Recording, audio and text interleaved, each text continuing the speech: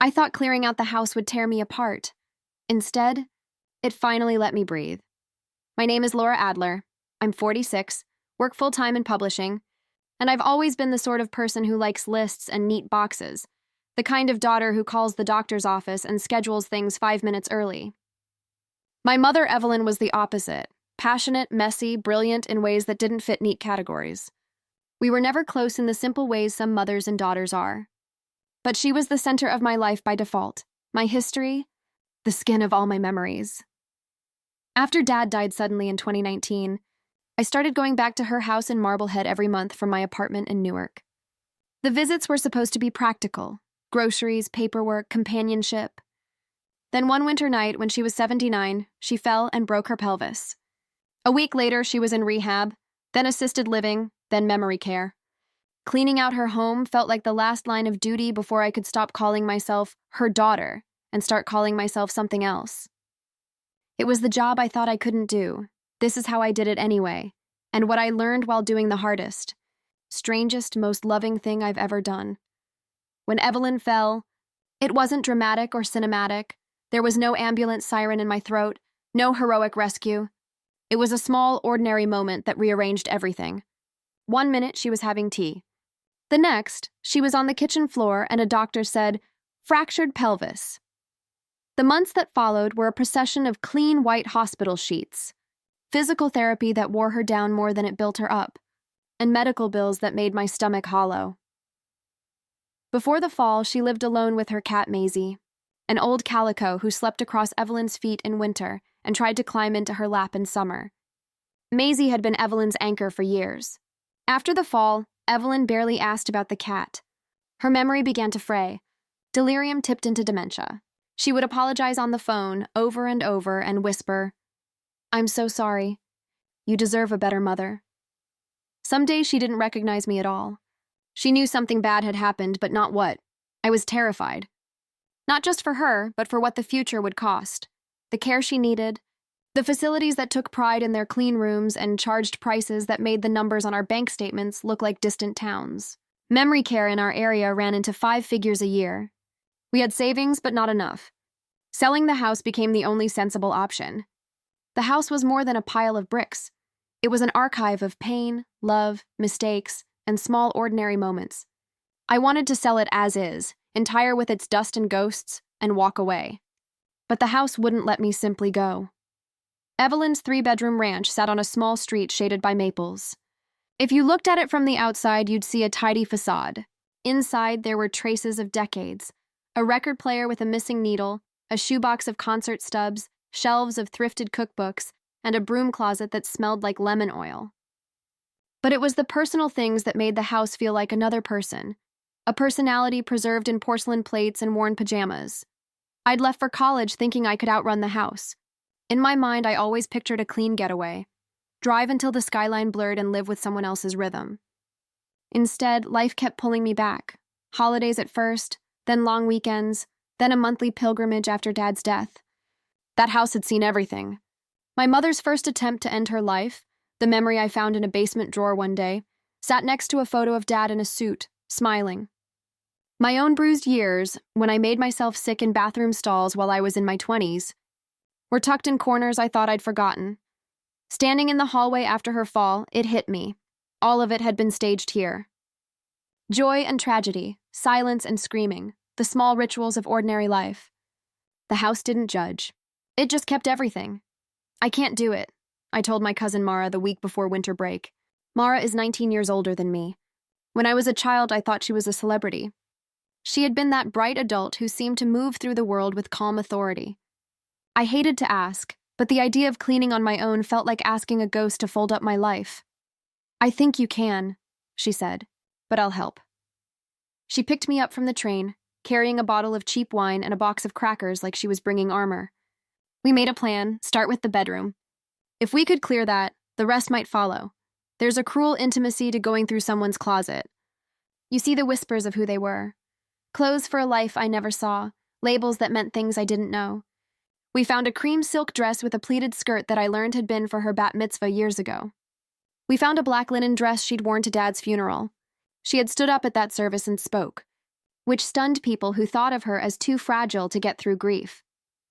She told me things on that first day as we sorted shirts and folded sweaters, apologies that sounded like rehearsed songs, fragments of memory that bent back to me like light through glass. "I can't remember why I'm so upset," she said on one of our calls after an hour of silence. Am I reliving something? Maybe she was. Maybe I was too. We cleaned for 4 days. Mara, her husband Kenny, and I moved through the rooms like workers at a sacred site, respectful and brisk. Savers came and went. Boxes were donated. Furniture was hauled away. We made choices I expected would wound me, but I felt something else. A strange, steady clarity. I allowed myself one box. Not because I had to, but because I needed a single thing that would anchor me when I couldn't be in 2 places at once. In that box went a Passover cedar plate that had a tiny chip at the rim, a wicker kangaroo pencil holder that had been my father's, the copy of The Velveteen Rabbit my mother read to me until we both cried every time, and a framed poem she'd written for my bat mitzvah in my handwriting's tiny, awkward loops. She had kept every letter I ever wrote her. I had kept none of the things she kept. That made me ache and also, quietly, gratefully, warm.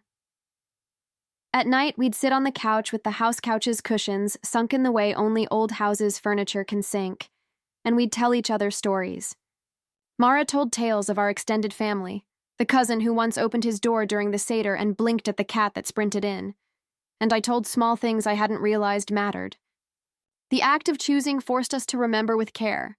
Every item we gave away would find another home. Every item we kept would carry a story forward. In February, the junk removal team came. 2 dumpsters later, the house felt like a stage after the actors had left. The rooms were bare in ways that made them look younger and sadder at the same time. I drove to the facility and brought a few trinkets to Evelyn's new room, a small ceramic swan, a figurine of a boy and girl holding hands. She didn't recognize the objects, but she recognized the songs we used to dance to. She loved music. When a Neil Diamond record came on at the facility, she smiled, closed her eyes, and hummed along. "We used to dance to that," I told her. "Remember the lavender dress?" For a brief, shimmering second, she did. I saw the old dance step in the way her fingers moved. The world was smaller there, but it still held corners of our past, some things we can't return. Other things, held in boxes and in memory, reconfigure us. One muscle of the whole process, the one I kept trying not to look at, was the money. Memory care was not cheap. Our savings, my mother's retirement account, insurance paperwork that promised more than it delivered, these are kitchen table conversations no one wants to have standing over an unmade bed. To pay for Evelyn's facility, we needed the house sold. Practicality felt obscene and merciless at once. Every call I made to an appraiser, every email to an estate agent, felt like bargaining with a ghost. It wasn't a sale of objects. It was a sale of the scaffolding that had held my life up, but Mara's presence made the work bearable. She packed, I sorted, and sometimes we paused and simply sat on the floor and let silence do the work of remembering. I thought taking everything away would make me feel empty. I thought I would stand in the doorway and suddenly understand the full scale of loss, and that the loss would hollow me out. Instead, as each box left the house, a different feeling grew, relief braided with sorrow, a quiet unburdening. It wasn't about erasing the past. It was about making room for it to exist somewhere other than under my feet.